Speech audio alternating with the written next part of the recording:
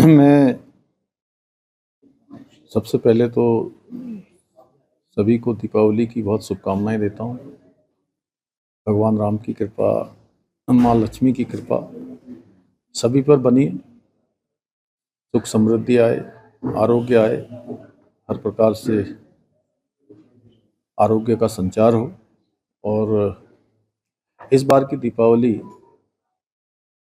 बहुत खास है, अलग है, क्योंकि इस बार पूरे देशवासियों ने आदरणीय प्रधानमंत्री श्री नरेंद्र मोदी जी के आह्वान पर जो स्वदेशी का संकल्प लिया है, आत्मनिर्भर भारत को बनाने के लिए, विकसित भारत के निर्माण के लिए स्वदेशी के संकल्प को आगे बढ़ाया है। जिस प्रकार से ग्राहकों में, खरीदारी करने वालों में और व्यापारी वर्ग में, उद्यमी वर्ग में एक अलग प्रकार की ऊर्जा का संचय हुआ है, ऊर्जा का संचार हुआ है और बड़ी मात्रा में लोगों ने खरीदारी की है।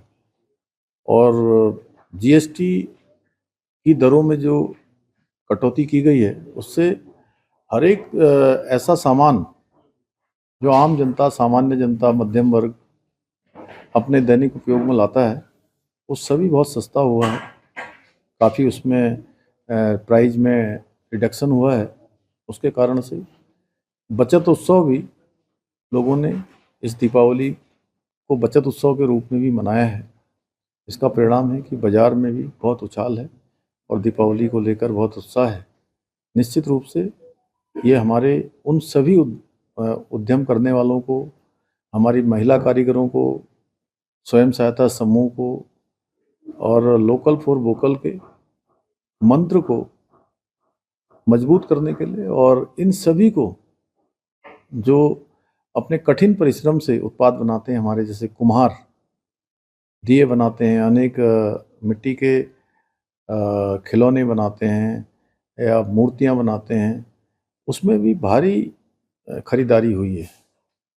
और ये बदलते हुए भारत की तस्वीर है।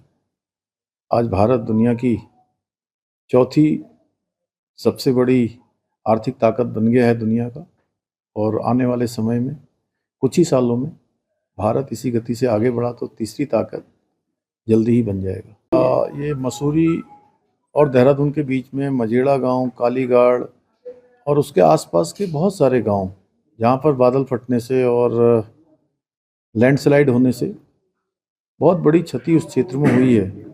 यहाँ जनहानि हुई, बड़ी बड़ी दुखद जनहानि हुई है। और सड़क का, बिजली का, पेयजल का,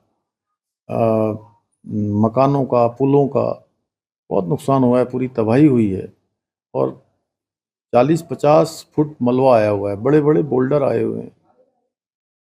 तो उस क्षेत्र में मैं आज सभी ऐसे आपदा प्रभावित लोगों का, जिनके घर चले गए हैं, परिजन चले गए हैं, उनके बीच में गया था। और हमारा प्रयास है कि जल्दी से जल्दी वहाँ पर सभी सुविधाएं फिर से व्यवस्थित की जाएं, फिर से चालू की जाएं। और जिन लोगों के पास घर नहीं है, उनको अन्यत्र कहीं पर ऐसी व्यवस्था की जाए कि जब तक उनके घर नहीं हो जाते हैं, तब तक उनको कोई परेशानी न हो। और जो निर्माण के कार्य हैं वो जल्दी से जल्दी हों। सभी अधिकारियों को, यहाँ के जिलाधिकारी, कमिश्नर, सभी को मैंने कहा है कि कहीं पर भी संसाधनों की कमी नहीं होनी चाहिए, धन की कमी पुनर्निर्माण के कार्यों में कभी आड़े नहीं आनी चाहिए। और ऐसे आपदा के समय में इन सभी आपदा पीड़ितों के साथ हम खड़े हैं, हमारी सरकार खड़ी है।